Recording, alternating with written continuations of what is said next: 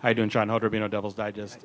I know that you said after the game that you thought quarterback Emory Jones did play well in that game against Stanford. After reviewing the game film, what are your thoughts right now on the quarterback situation going into the Colorado road game? There's some good things that he did. There's some decision making that was questionable, I thought. There was some inconsistency, I thought, in the second half a little bit. Overall, I thought he did okay. Going forward, and you'll see it out there too, it's an open competition, a true open competition for both of those guys. And again, I'm still, will say this, is I'm going to pick the best guy that will get us that win. Do I think we should have won that game? Absolutely.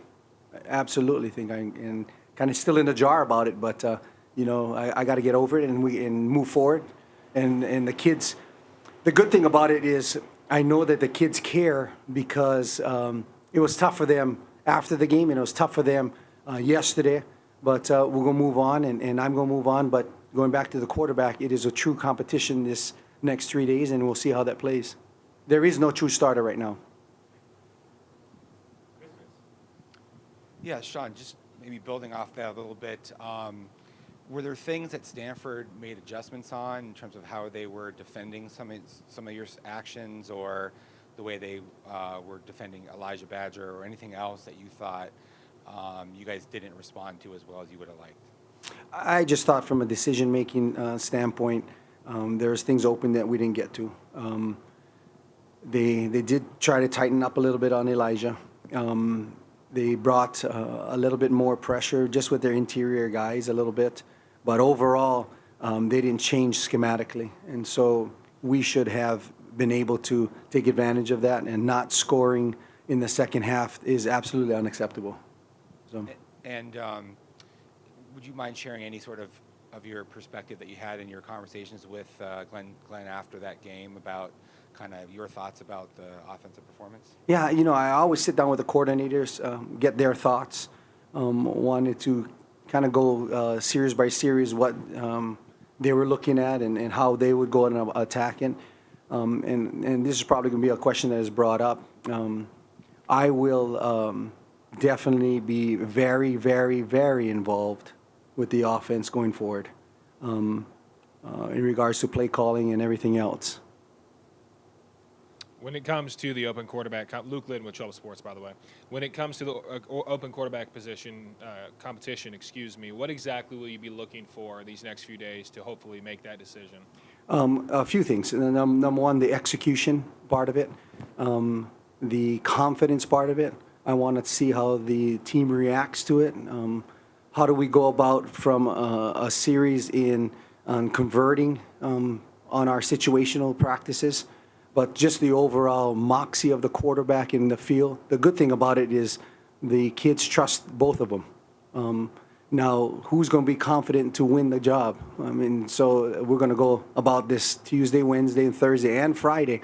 I might not name a starter until I figure it out Friday who's the guy that I'm comfortable with going. But with that choice being made, that person, I'm going to have full confidence that they're going to win the football game. And that's exactly what I'm asking the kids. We're going to move forward and win the football game. Have you noticed maybe a lack of confidence in Emory in the last few games? I haven't noticed a lack of confidence. He came off that concussion. But that first half, I thought he did really, really well. But going back, there's always that Monday armchair quarterback, and I'm one too. And I look back at film and what could have been, But I'm confident that going forward, that I'll put the right guy in place, and that might be Emory, that might be Trent. Shaun, you have the stacking days mantra.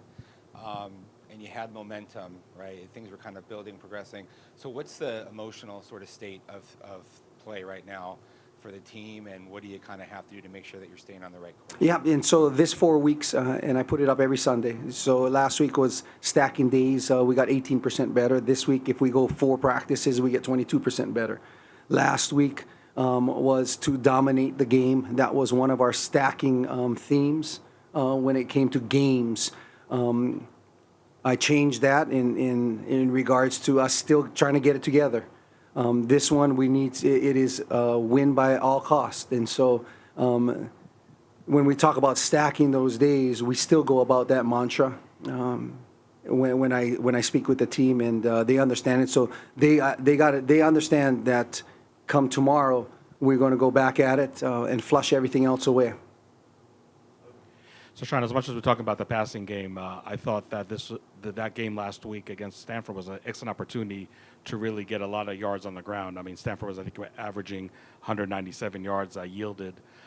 What do you think went wrong just in that specific aspect? And now going into the Colorado game, you're facing a run defense that's probably worse than what you saw against Stanford. Yeah, I thought Stanford's front line did a pretty good job because a couple of times, there's tackle for losses that probably more tackle for losses in that game than we had in the whole season. And so I wasn't really happy about that. I thought our receivers did a good job getting open downfield. And we delivered on that. We had 9 explosives. And so that's usually, if you get 9 explosives, that's usually a good sign of you being ahead on the scoreboard. But we're going to have to go back and revamp a little bit on the run game. Again, I'm in those meetings, and I have a very big influence on what's going forward from now on that offense. Shaun, you had your defensive backs got their hands on a lot of balls in that game, and Donnie got more aggressive kind of as the game unfolded. So does that give you confidence in that sort of strategy, especially when Stanford really didn't move the ball successfully in plus territory? Absolutely. And we were playing against bigger physical receivers, and so I challenged those D-backs to make sure that they get in their face and challenge them. And sometimes it's tough because they can just body you up, but they played aggressive. I thought Coach Henderson did a good job bringing pressure at times. And I want to play that way, and it has to match up on the offense too. Like we talked about, in all facets, we want to be aggressive. So I will keep convincing Coach Henderson to keep bringing that pressure, and then we'll try to match it on the offensive side. Hey, Coach Shaun Aguano. Hey, Coach Jonah Carell, WCSN. Elijah Badger, his first 2 years didn't see a lot of minutes, a lot of playing time, and then this season, just how have you seen him grown, as a person and as a player into this number 1 role? I think he's done a great job. Can he get better? Yes. And when the ball's not coming to you, understanding conceptually that you have to stretch the field and do those things, especially when you're being keyed upon. And so, everybody needs to get better, but he has tremendously improved. We knew what we were going to get with him from an athletic standpoint. Now becomes the maturity and mental and making sure you can do it every play. And he's getting better and better. As you see, he's making huge plays. I thought he's one of the better players on the field in that game. We talk about football is a game of inches. It was truly a game of inches with especially that catch he made. But we look at him going forward as being one of the guys that we need to get the ball to. And especially when I talk with the offense, we need to get our playmakers the football. That's any smart offensive mind, make sure that we get those guys the football, and then we'll plug in the rest. But he's one of our playmakers. Did you see what his mindset was after that play, or just the offense as a whole after coming so close right there? It was heartbreaking because it's such a big play, and if you look at the film, you see the defensive guys all the way down there cheering him on. But his mindset is we need to get better as a team. I've talked to the leadership group, and they're disappointed, and it's good to be disappointed. That means they care, and so they also need to make sure that we get up and going tomorrow. So we'll have a spirited practice, and we'll get going. Shaun, how did you come out of that game health-wise, and is there a chance for Ladarius to come back, or is he done? Or Ladarius will probably take 1 or 2 more weeks. He's not going to be back. Surprisingly, we came out of it very healthy, and so besides Ladarius, everybody else was pretty healthy. When I talk pretty healthy, I mean there's those bumps and bruises that probably take a day or so, but everybody else is ready to go. Shaun, in Tim. addition to Elijah Badger, Brian Thompson has really emerged as a big play threat the last 3 games. Can you talk about Brian's emergence and what have been the keys? It was a slow year for him last year, but boy, the last couple of weeks he's really come on for you. You know, I think it deals with his confidence. You know, he wants the ball now. You know, there's receivers that play and run the routes, and if I get the ball, that's okay.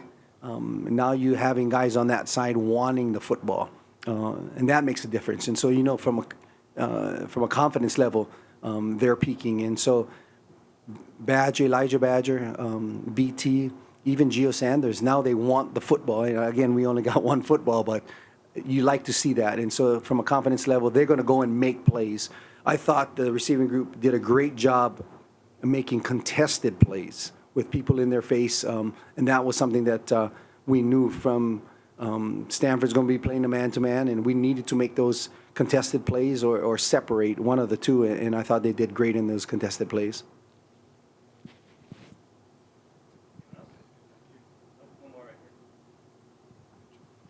Yeah, Coach. Just the ability to finish games. You know, you were ahead for a majority of that game. What goes into just finishing those plays, finishing just the game as a whole? Yeah, you know, it's the focus and want to. I mean, that's the big part. You know, we talked about our kids making sure that they play to the last whistle, and they did play to the last whistle because it was truly to the last whistle. But we need to make sure that we focus and make those plays when they need to. And from a coaching staff, make the right calls when we need to too. I mean, it's a whole gamut of things. But to finish, you need to make sure you focus throughout those 4 quarters and give as much effort as you can to finish those games. And that has been one of the themes that we talked about in finishing drills, finishing practices, finishing catches, doing all of those things. But to me, it's a mindset more than anything. Hey, John.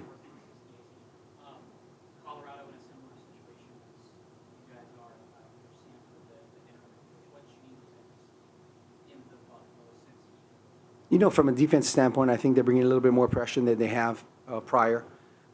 I've known Coach Sanford as well back in the day, so I just think that they're trying to get it together too, and keeping those kids together. You know, they had a tough one against Oregon State last week, but I think they're just bringing a little bit more pressure. So conceptually, there's a little change, but again, they're trying to get their kids to play. Yeah, I forgot to ask you this after the game, but were you going to go on the 4th and 11 before the delay, and was there any possibility of using one of the timeouts in that situation had you wanted to do that? You know, the 4th and 11, we were going to go for it. You know, when we had that delay, then I had to put the earnest on the defense. 16 is just too much. 11, you know, when we call plays, you can probably get a catch or something for 8 and 9 and fall for 2. 16, it's really tough, especially when those guys are coming at you and you're asking a lot from those linemen. So I don't question that not using the timeout, but I think that that was just too much from a 4th and 16 standpoint. But 4th and 11, I was going to go for it. Yes.